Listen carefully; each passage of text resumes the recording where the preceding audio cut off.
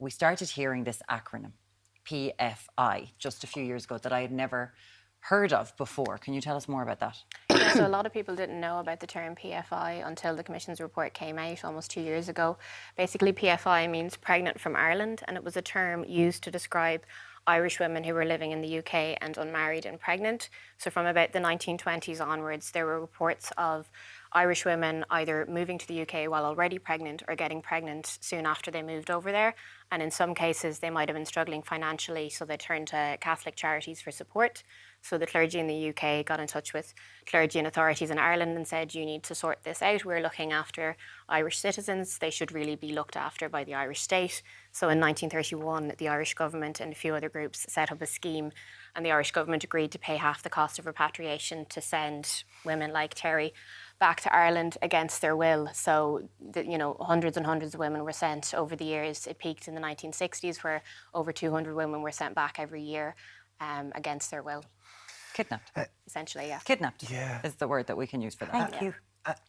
Taken against your will. And you could just, even when that acronym was used, you could see your face almost drop. You were then brought back to Ireland, given the name Tracy 1735. Yeah. Tell us a bit more about that. That's the name of actually this podcast. I was actually put on a plane from Heathrow, but I began to become invisible in the back of that car on the journey to Heathrow. They spoke amongst themselves. He forced me onto that plane. I never flew in my life. The priest. The priest. In charge. And you weren't told where you were going, right? I was just told I had to go home to Ireland. That was it, yeah. I live in Dublin. I was born and raised in Dublin. I was expecting that this plane was going to land in Dublin. And my biggest fear was facing my parents and breaking the news to them. Little did I know, eventually I got the voice to ask somebody on the plane what time were we landing in London.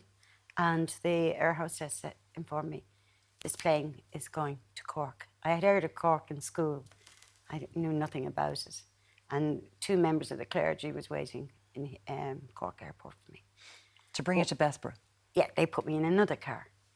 But the dehumanisation and the invisibility, I try to explain to people to this day, we're talking about nearly 50 years ago. It's hard to believe, to say that out loud, and for me to consume that, because it's almost like yesterday. My living bereavement, all of us in our living bereavement, it never goes away. We got a life sentence.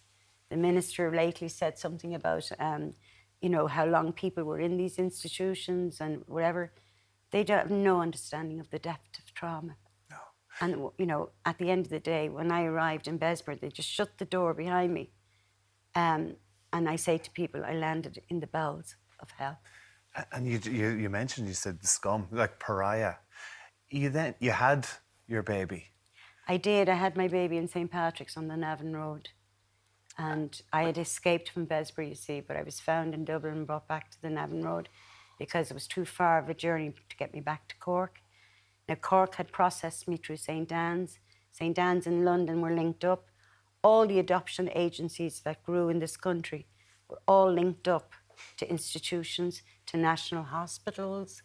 It was all, you can join the dots now. And I'm glad you just mentioned PFI, because how difficult it was for me that nearly after 49 years, I found out that I was a PFI. And I didn't even know what that was. None of us did. They spoke about you. There was machinations about your life. People you'd never met in your entire life decided the fate of your life when you were a young woman. And my sons. And your sons. Yeah. You don't know where your son is. He was taken from you. Yeah. He was taken out of his cot. We weren't allowed, in the new bill, it says, or the early tracing bill, it says, for people to look to see their beginnings while they were in with their mothers, Now, they might use phrases like birth mother or a home. We don't call them that. There was no homes in this country. It was all institutions per se.